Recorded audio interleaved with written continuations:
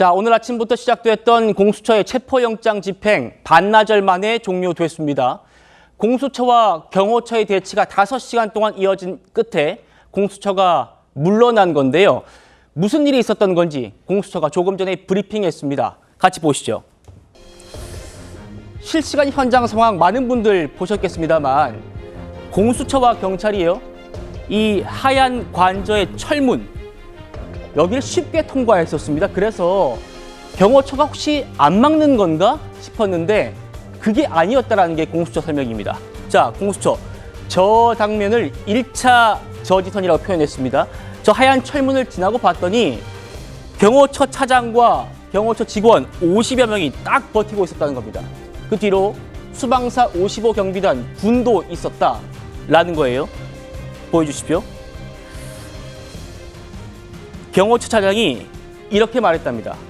경호법에 따라서 우리는 경호만 할 뿐이다. 그리고 영장에 대해선 판단하기 어렵다. 이렇게 말했대요. 박명호 대변인. 이 과정에서 30분, 40분 동안 대치가 있었대요. 그런데 여기 단계까지만 해도 공수처와 경찰 쪽이 사람이 좀 더 많았던 것 같습니다. 그래서 뚫었다는 건데 어떻게 보셨어요? 일단 그 경호처라는 것이 존재 이유가 분명하지 않습니까? 경호처의 임무는 그 경호 대상을 보호하는 것입니다. 또한 어떤 법리적인 판단을 하는 곳이 아니기 때문에 경호처 차장의 말에서 이 경호처 입장에서도 얼마나 고심이 깊었는가가 잘 드러나는 부분이다라고 생각을 하고요. 이 관저가 사실 군사 보호 시설로 되어 있는 게 아니겠습니까? 그래서 내부로 입장했을 때 사실 이제 구체적인 건 기밀 사항이기 때문에 제가 말씀드릴 수는 없습니다만 상당히 복잡하고 이제 긴 길을 타고 올라가야 관저까지 도달을 할 수가 있습니다. 그렇기 때문에 1차 저지선에서 양측에서 이 법리 다툼이 첨예한 가운데 이 물리적인 다툼을 지향하는 방식으로 이제 이 추진 집행이 된 것으로 보이고요. 그렇게 관저까지 입장이 진행된 것으로 보입니다. 네, 다시 지도 보여주십시오. 자, 공수처 브리핑 계속 이어집니다. 우리가 이 1차 저지선을 돌파하는 데 성공했다. 이 경호처 차장과 직원 50여 명 다 뚫고 군 뚫고 이렇게 1차 저지선으로부터 100m에서 150m가량 더 쭉 올라갔다는 겁니다. 그런데 이번에는 버스들이 진입로를 다 막아놨더랍니다. 여기가 지금 2차 저지선이라고 공수처는 표현을 하고 있습니다. 차준 교수님. 예. 자, 100m, 150m 1차 저지선으로부터 더 올라갔는데 예. 버스가 그 길목을 다 막아놔가지고 옆에 있는 산길로 올라갈 수밖에 없었다 이렇게 설명하고 있어요. 자, 그런 상황이라고 한다면 경호처에서, 공수처에서 그러니까 윤 대통령의 체포를 예상을 해서 호송 차량도 아마 갖고 갔지 않았겠습니까? 예. 그렇다고 한다면 차벽으로 막아놨다는 이야기 자체는 호송 차량을 진입이 불가능했다는 이야기잖아요. 그렇죠. 설사 윤 대통령을 체포하더라도 사실 그 신병을 확보해서 데리고 나오기가 사실 불가능하게 만든 저지선이 아닌가 하는 지금 생각이 이 장면인 듭니다. 것 같습니다. 예. 버스가 이렇게 막고 있죠. 버스에서 막고 있으니까 그러면 어차피 그러면 윤 대통령의 체포가 가능하다 하더라도 사실 그런 공수처까지 어떻게 이동할 것인가 그 문제에 대한 심각한 이 의문을 던질 수 있는 그러한 차벽이 있는데요.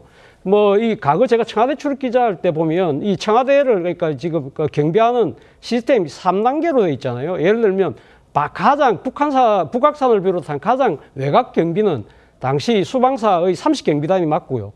그리고 또 이 당시 청와대의 외곽은 101경비단 경찰이 맡고 그리고 안쪽은 경호원들이 맡는 그 3단계 방식인데 오늘 펼쳐진 이 관저의 그 경호 시스템도 따지고 보면 그 3단계를 그대로 준용하고 있는 것이 아닐까 하는 생각이 듭니다. 그렇군요. 자, 그림 다시 보시죠. 자, 이렇게 2차 저지선 방금 버스가 막고 있는 거 보셨죠? 그래서 그 길로 못 가고 산길로 옆에 있는 산길로 더 치고 올라갔다는 겁니다. 공수처가.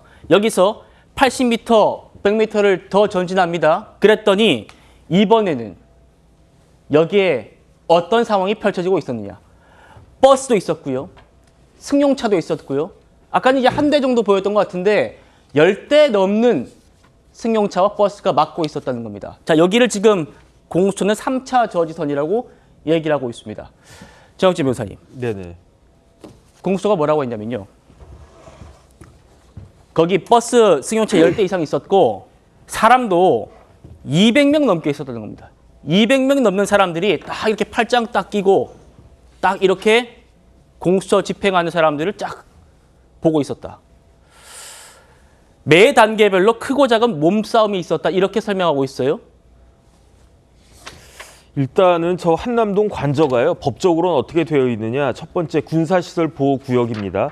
2022년 5월 10일부터 리모델링 시작했었잖아요. 저희가 원래 외교부 장관 공관이었거든요. 그런데 윤석열 정부가 출범하면서 청와대 들어가지 않겠다라고 윤석열 대통령이 이야기한 다음에 5월 10일부터 리모델링 공사해서 대통령이 11월 7일에 입주했는데 그 중간인 8월 31일에 군사시설 보호구역으로 지정되면서 각급 국가 중요 시설이 됐거든요. 그다음 두 번째로 대통령 경호법에 따르면은 경호 목적상 필요하다고 인정되는 경우에는 경호 구역을 지정할 수 있도록 되어 있는데 당연히 한남동 관저도 경호 구역인 거죠. 이런 그 전제를 했을 때 첫 번째 경호처장은요. 경호 목적상 불가피하다고 인정되는 상당한 이유가 있을 때에는 경호 구역에서 출입 통제 등 안전 활동을 할 수 있다라고 규정을 하고 있고요. 그다음 두 번째 형사소송법에도 이제 압수수색 영장이 발부가 된 경우에도 군사상 비밀을 요하는 장소에는 그 책임자의 승낙이 없이는 수색할 수 없다 이렇게 규정하고 있단 말이죠. 그러니까 경호처장은 여기는 경호구역이고 군사시설 보호구역이니까 그러니까 경호 목적상 출입 통제 등 안전 조치를 할 수 있을 뿐만 아니라 그 다음에 아무리 영장이 있다고 하더라도 그 수색영장, 체포영장까지는 모르겠지만 어쨌든 수색영장도 들고 온 거 아니겠습니까? 수색영장은 그 집행될 수 없다. 이런 식의 논리로 저렇게 이제 물리력을 행사한 것이 아닌가 저는 그런 생각이 들고요. 네. 저거를 공수처가 몰랐겠습니까? 다 알았을 텐데 그럼에도 불구하고 저런 모습을 보이는 거는 굉장히 좋지 않아 보인다. 저는 그런 생각 듭니다.